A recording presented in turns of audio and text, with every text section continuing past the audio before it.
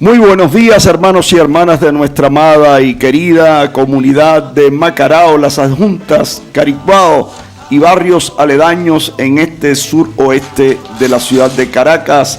¿Cómo están ustedes? Sean bienvenidos y bienvenidas de nuevo a nuestro programa La Voz del Pueblo de Dios, que se transmite por esta emisora y por otras emisoras locales, televisivas como TV Caricuao, y por la red de YouTube. También nos pueden seguir semana tras semana.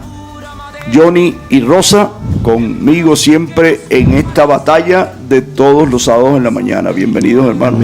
Muy buenos días, queridos hermanos, una vez más aquí con ustedes en este tiempo de Cuaresma, tiempo de conversión. Estamos en este momento revisando para poder salir adelante.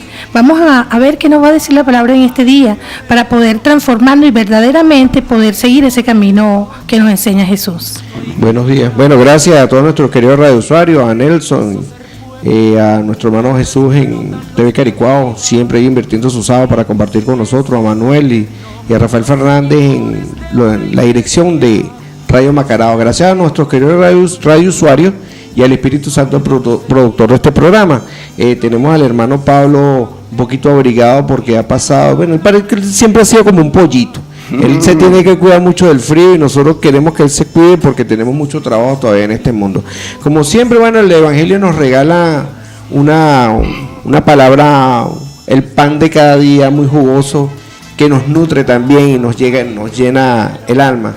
Pero lo vamos a escuchar, lo vamos a analizar 2000 y tantos años después, Pablo. Bueno, mis queridos hermanos, como siempre, les invitamos a ponernos en presencia del Señor y a invocar el poder y la sabiduría de su Espíritu. Nosotros no podríamos realizar ese programa si no tuviéramos esa asistencia espiritual, porque este es un programa de Él, que lo hemos consagrado semana tras semana para que su voz se oiga aquí en nuestro contorno y en todas las partes del mundo que pueda llegar y que el Espíritu lo haga llegar. Oremos. Padre, te alabamos y te bendecimos y te adoramos en cada día que amanece. Te agradecemos inmensamente la vida que tú nos das, la fuerza, la sabiduría, el amor, que es el don más importante y más preciado. Por eso queremos que nos dispongas para escuchar tu palabra, que nos llena de ese amor y de esa luz que necesitamos para seguir el camino de la vida por tus sendas, por tus mandatos, en el nombre de Cristo Jesús. Amén. Amén. Lectura del Santo Evangelio según San Juan. Dijo Jesús: de la misma manera que Moisés levantó en alto la serpiente en el desierto, también es necesario que el Hijo del Hombre sea levantado en alto, para que todos los que creen en Él tengan vida eterna. Si Dios amó tanto al mundo que entregó a su Hijo único, para que todo el que cree en Él no muera, sino que tenga vida eterna, ¿por qué Dios no envió a su Hijo para juzgar al mundo, sino para que el mundo se salve por Él? El que cree en Él no es condenado, el que no cree ya está condenado, porque no ha creído en el nombre del Hijo único de Dios. En esto consiste el juicio. La luz vino al mundo, y los hombres prefirieron la tiniebla que a la luz, porque sus obras eran malas. Se acerca a ella por temor de que sus obras sean descubiertas. En cambio, el que obra conforme a la verdad se acerca a la luz, para que se ponga de manifiesto que sus obras han sido hechas de Dios. Palabra del Señor. Gloria a ti, Señor Jesús. El que obra mal le tiene miedo a la luz, no se acerca. El que obra bien no le tiene miedo a la luz, se acerca a ella para que vea que sus obras están hechas según Dios y del corazón de Dios. Los pequeños versículos, hermanos y hermanas, que acabamos de escuchar, tienen un contenido tan profundo y tan denso que daría para una reflexión teológica, bueno, de una semana, ¿no? Pero yo creo que es importante ver si podemos alcanzar algunos de estos aspectos que habla la palabra de Dios en este cuarto domingo de Cuaresma. Porque creo que es importante en el momento histórico que en este momento se vive no solamente en Venezuela, sino en todas partes del mundo, pero especialmente en nuestro país. En nuestro país, que lo he dicho en reiteradas ocasiones, estoy totalmente seguro y coincido con sacerdotes y pastores de muchas tendencias, de que esto es una hora histórica. Creo que nosotros estamos llamados como iglesia a ser protagonistas de esta hora histórica, no, como dice nuestro Papa Francisco, no encerrarnos en la sacristía porque viene una guerra y nosotros nos metemos en eso. Es todo lo contrario. Los cristianos tenemos que salir al frente, a la vanguardia, a enfrentar la situación en la cual nosotros nos encontramos, que no solamente es de corte militar, político, económico o social, que también lo es, sino que es especialmente una crisis moral, una crisis espiritual muy grande, que precisamente el relato del Evangelio de hoy refiere a la historia del pueblo de Israel. Ayer en clase bíblica me decía alguien, es que la historia del pueblo de Israel es la historia nuestra. Bueno, es la historia nuestra y la historia de todos los pueblos del mundo. La riqueza que tiene la historia del pueblo de Israel, sacada de las escrituras hebreas, de la Biblia, ¿no?, es tan elocuente, tan significativa, que ilumina la historia de los pueblos, sobre todo de los pueblos que han sido elegidos por Dios para cumplir una misión, como lo fue Israel. Yo creo profundamente, también coincido con muchos pastores y sacerdotes, que nuestra nación ha sido elegida por Dios para cumplir una misión dentro de América Latina y dentro del globo terráqueo completo, y que estamos asediados por la misma serpiente que asediaron al pueblo de Israel en el desierto, y por lo que el Apocalipsis nos habla de esa serpiente alada, que precisamente la serpiente que habla en el libro de los Números es una serpiente alada, y una serpiente alada, señores, es un dragón, y un dragón, si vamos al Apocalipsis, es el símbolo del imperio que quiere, de todos los imperios. Antes se llamaba romano, hoy se llama norteamericano, o del Banco Mundial, como quieran ponerle el nombre. Es el mismo, como le decimos en criollo, el mismo perro con diferente cachimbo. El mismo museo. El mismo imperio, es igualito, es Satanás, el dragón que está detrás acechando a los hijos de Dios que han sido elegidos para cumplir con una misión. Creo que es muy importante el mensaje oportuno, certero de esta semana, para que nosotros meditemos nuestra propia realidad. Vayamos allá. Fíjense ustedes cómo Jesucristo, en el diálogo que tiene con este magistrado judío, precisamente, le dice: como Moisés elevó la serpiente en el desierto, así tiene que ser elevado el Hijo del Hombre. Primero, identificamos el símbolo de esa serpiente. Eso es una manera de hablar, y en el libro de los Números aparece este episodio de esos famosos dragoncitos que vinieron a morder al pueblo de Israel.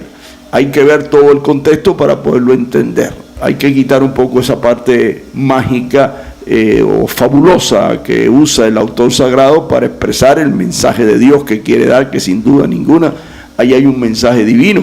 Lo que nos interesa es lograr precisamente el mensaje divino y no quedarnos en los detalles de cuántas alas tenía la serpiente. Eso muchas veces en las exégesis bíblicas se queda en esa tontería, ¿no? ¿Qué es lo que significa un dragón? ¿Qué es lo que suelta un dragón por su boca? Simbólicamente es fuego, es odio, es resentimiento. Fíjense ustedes que si vamos al libro de los Números capítulo 21, nos vamos a dar cuenta que el pueblo de Israel estaba regresando y había empezado a sentir hambre y sed, las pruebas fuertes del desierto, y empezaron primero a maldecir al Dios que lo había liberado de Egipto. Empezaron a maldecir y a rechazar a esos instrumentos que Dios utilizó, como fueron Moisés y Aarón, para fueron liberados. Y empezaron a despreciar el maná, nada más y nada menos que el alimento que ellos tenían para lograr el objetivo de llegar a la tierra prometida. Les daba asco, los despreciaban. Entonces aquí hay un envenenamiento, que ahí es donde está el problema del texto, ¿no? Un envenenamiento que nos hace ciegos, que nos hace amargados por dentro y nos hace totalmente perder la perspectiva de para dónde vamos y qué es lo que nosotros queremos. La mayoría del pueblo de Israel se quedó en el desierto y se destruyó en el desierto, se murió en el desierto, y solamente un grupo pudo llegar a la tierra prometida. Eso le pasó en el exilio del Éxodo, que nos habla el libro del Éxodo, pero eso también volvió a pasar en Babilonia. Y precisamente el libro de las Crónicas, el segundo libro de las Crónicas, el último capítulo, yo se lo refiero, no tenemos tiempo de comentarlo en nuestro programa, pero creo que vale la pena ir a las Biblias para que nosotros meditemos. Un resumen que hace el autor del libro de las Crónicas, el segundo libro, para entender el proceso del pueblo de Israel, que ojalá que no nos pase a nosotros como pueblo elegido lo mismo que Israel. Ese proceso de estar en una sociedad donde todo el mundo se está corrompiendo, y de eso vamos a hablar en la segunda parte del programa. Todo el mundo se está corrompiendo, reyes, gobernadores, hasta el pueblo en su mínima expresión, y Jeremías sale como una persona que tiene una misión que cumplir y alertar a ese pueblo que si no cambian su camino, el mal los va a destruir y los va a debilitar, y van a venir los asirios y los van a aniquilar. No le pararon a Jeremías. Jeremías empezó a molestar, lo aislaron, lo despreciaron, pero Jeremías se mantuvo firme en su misión profética. ¿Y qué pasó? Que llegó la hora en que vino Nabucodonosor, que vinieron los asirios, acabaron con Jerusalén, le dieron fuego, destruyeron el famoso templo que hablábamos la semana pasada, y los lanzaron a un exilio de 70 años en Babilonia.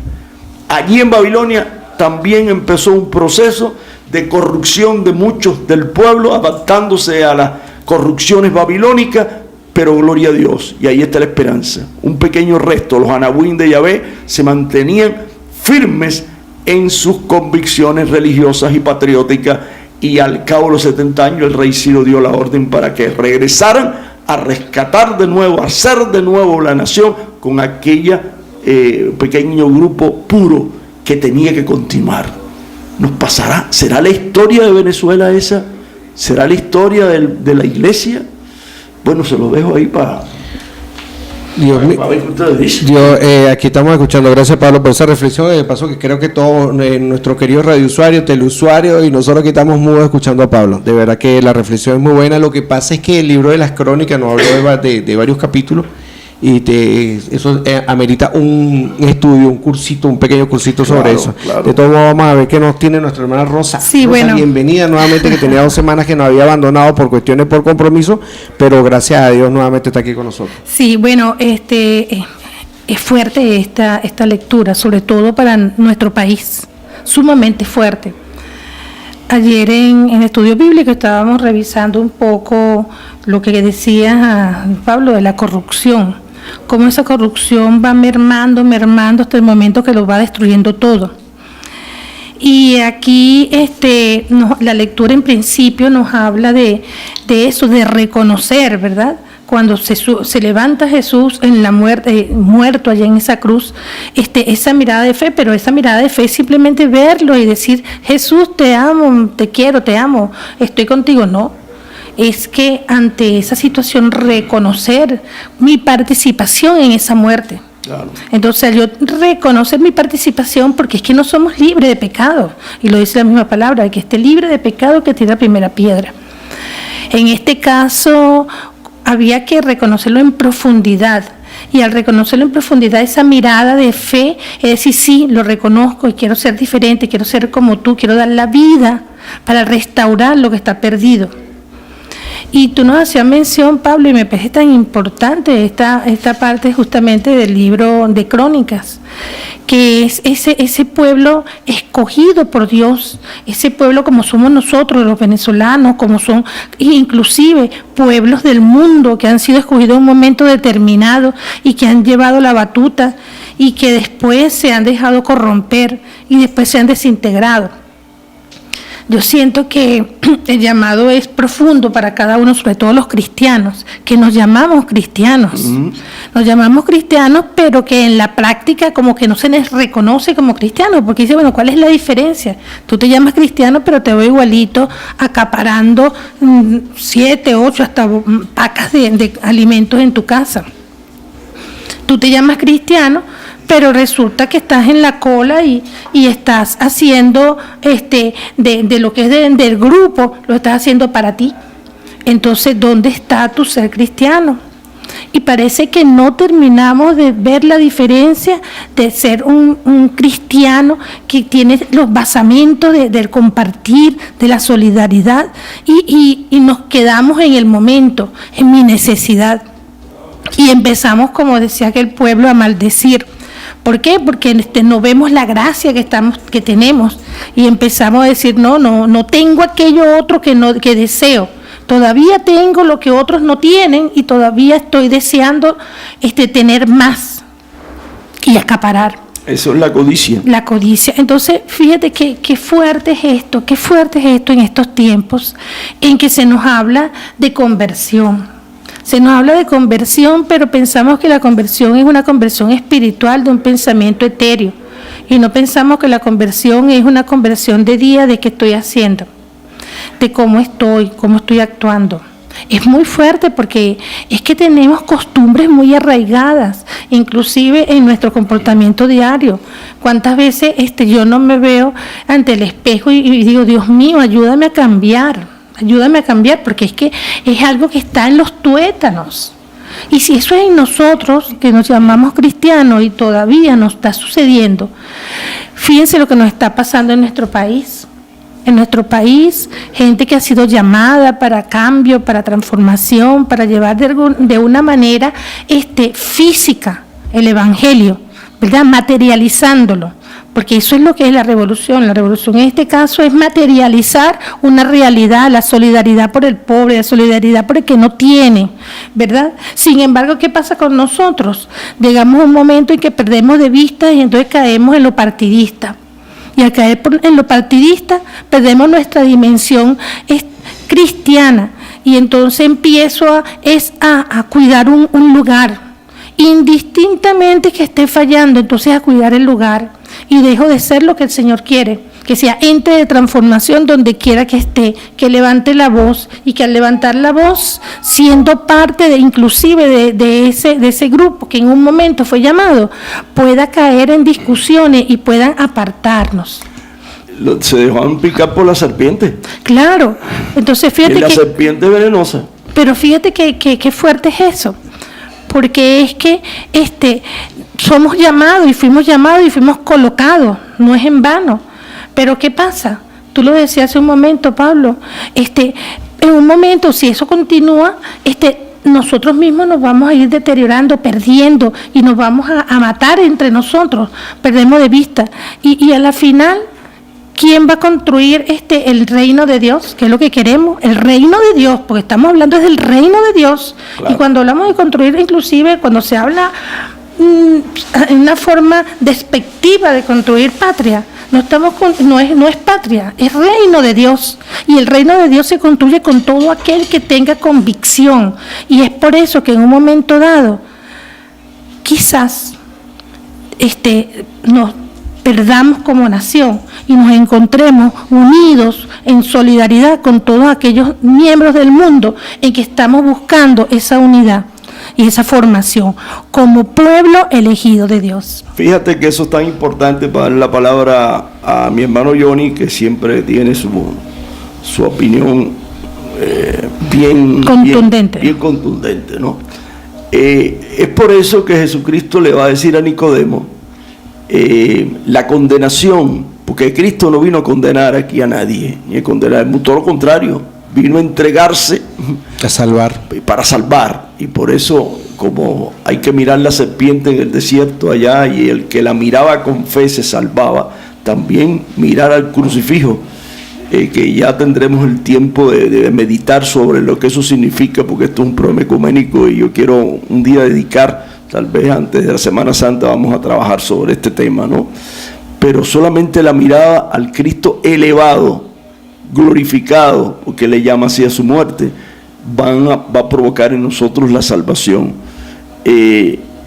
Él es la luz que viene a iluminar al mundo, y la condenación existe, pero no viene de Dios, sino viene de uno mismo. La condenación, lo dice claro el texto, es que la luz vino a los hombres y los hombres prefirieron seguir viviendo en las tinieblas, en las sombras de muerte, y rechazaron la luz. Si usted hace eso, usted ya se ha condenado. No es Dios el que lo condena, es usted.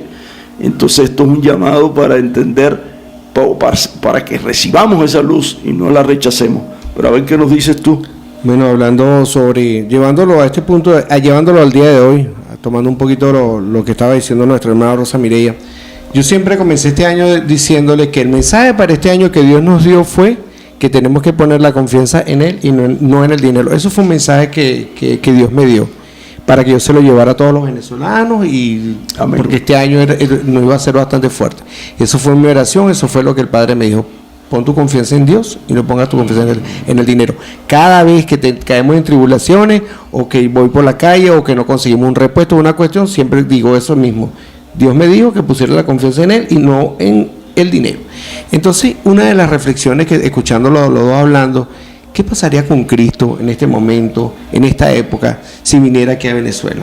Si la gente está totalmente ciega precisamente porque está detrás precisamente del dinero. Jesús nos dijo también que el hombre no puede amar a dos dioses a la vez, porque amará a uno y odiará al otro. Cuando amas al dinero, o sea, si no puedes amar a Dios y puedes amar el dinero, porque amarás a uno y odiarás al otro. Perfecto. Y entonces tenemos la reflexión es, por lo menos en este momento también, ¿a quién realmente nosotros estamos amando? Nosotros vemos que la gente, lo que está, su pensamiento giran hoy en día en torno al dólar. La televisión, los medios de comunicación nos hacen que giremos en torno a eso y no precisamente en torno a la palabra del Señor.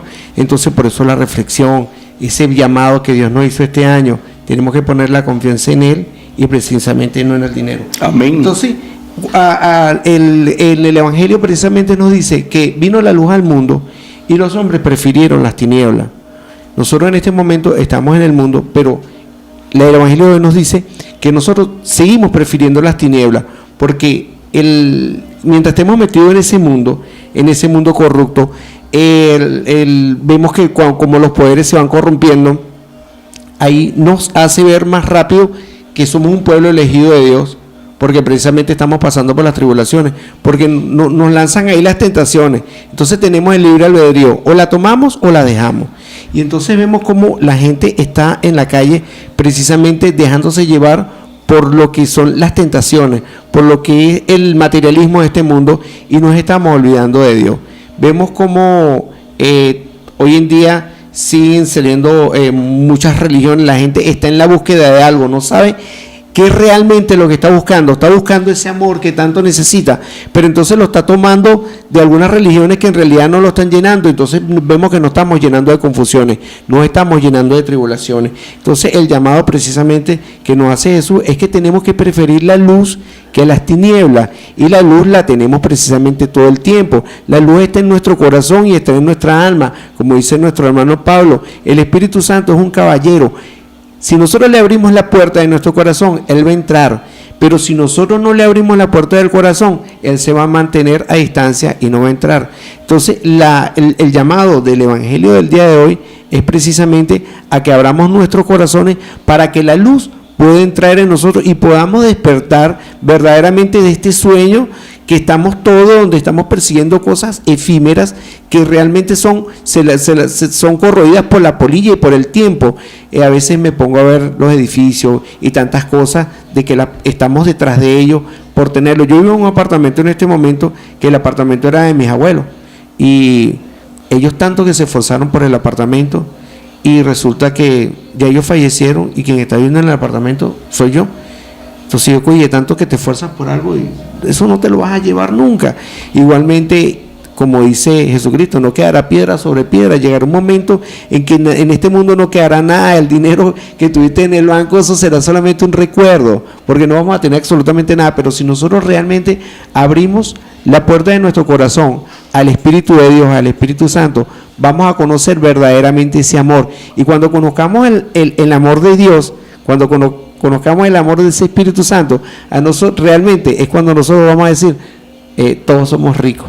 Amén. Bueno, de todas maneras, hermanos, vamos a seguir con esta reflexión en la segunda parte de nuestro programa. Creo que es importante también, además de por nuestro sentido y conciencia patria, de ser una patria elegida con una misión que la tuvo Simón Bolívar y que la tuvo nuestro hermano Hugo, que nos dejó ese legado. Nosotros somos Iglesia de Cristo. Amén. Amén. Donde quiera que estemos. Y la Iglesia de Cristo tiene una misión de vanguardia, no de estar encerrados en una sacristía. Repito, es muy importante que identifiquemos cuál es esa iglesia, cuál es la misión y qué iglesia es la que quiere Jesús. Vamos a escuchar esta canción que muchas veces la hemos puesto en nuestro programa, que nos va a servir de meditación, y enseguida estamos con ustedes en la segunda parte de nuestro programa, desarrollando a la luz del Evangelio la realidad de aquí y de ahora en nuestro país y a nivel de todas las naciones hermanas que nos rodean. Enseguida estamos con ustedes con la segunda parte del programa de hoy.